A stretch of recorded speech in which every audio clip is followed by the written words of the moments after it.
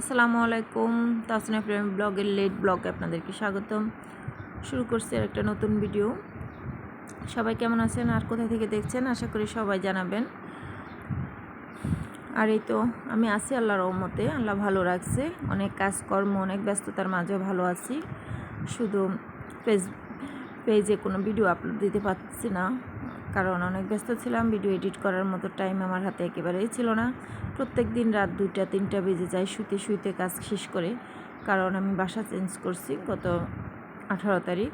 তো বুঝেন একটা বাসা চেঞ্জ করলে কি অবস্থা না হয়। তার উপরে আমার সব একা একা করা লাগে, আমাকে সাহায্য করার মতো ওরকম কেউ নাই। রান্নাবান্না, গোছ গাছ সবই একা হাতে সামলাতে হয়।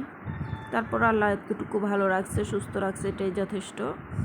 আল্লাহর কাছে শুক্রিয়া যে শরীরটা ভালো আছে মোটামুটি, না হয় কাজ কীভাবে করতাম। তো এর পাকে এটা যদি আরও কয়েকদিন আগের ভিডিও, মাছগুলো আনা হয়েছিল। আমি তো সবসময় চিংড়ি আনলে একসাথে কেটে বেছে ধুয়ে পরিষ্কার করে হালকা ভেজে তারপরে প্রয়োজন করি। তো আজকে সেই পদ্ধতিটাই আপনাদের সাথে শেয়ার করলাম, কারো হয়তো উপকারে আসতে পারে। যারা আমার জামাইয়ের মতো মাছ খেয়াকো মানুষ আছে, এদের বিশেষ করে কাজে লাগবে। বাজারের পাশে ঘর হলে যা হয় আর কি, যখন তখন মাছ আনা হয়। এই তো মাছগুলো মেখে লবণ হলুদ মরিচ দিয়ে মেখে তারপরে আমি হালকা ভেজে তারপরে ঠান্ডা করব।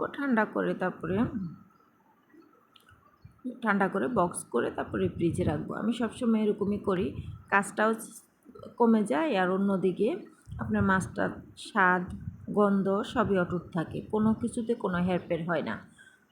যারা বেশি মাছ কিনেন, মানে অনেক সময় কাজের জন্য ব্যস্ত থাকেন, তারা আপনাদের ছুটির দিনে চাকরিজীবী আপুরা বিশেষ করে এভাবে ট্রাই করতে পারেন। আমি প্রায় এটা করি, বিশেষ করে চিংড়িটার তরকারির জন্য যে চিংড়িটা আনা হয় সেটাও আমি হলুদ মরিচ দিয়ে জাল করে তারপর রাখছি। এটার অনেক ভিডিও আমার পেজে আছে।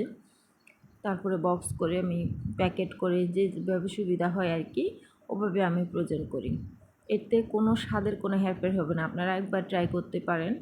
আমি প্রায় এটা করি, এভাবে চিংড়িগুলো ভেজে পরিষ্কার করে তারপরে রেখে দিই। শর্টকাট আমার যেদিন ঝামেলা থাকবে বা যেদিন আমার বাসায় একটু তরকারির শর্ট থাকবে, সেদিন আমি 2টা ভেজে বাচ্চাদেরকে দিয়ে দিতে পারি। এই হচ্ছে সুবিধা আর কি। তো আমরা গৃহিণীরা সবসময় চেষ্টা করি যে কীভাবে সুবিধা করে কাজটা করা যায়, কীভাবে তাড়াহুড়ার কাজগুলো মানে অল্প সময়ের মধ্যে আমরা শেষ করতে পারি। তো তাদের জন্য এসব টিপস যথেষ্ট। তো ভালো থাকবেন, আল্লাহ হাফেজ, আসসালামু আলাইকুম।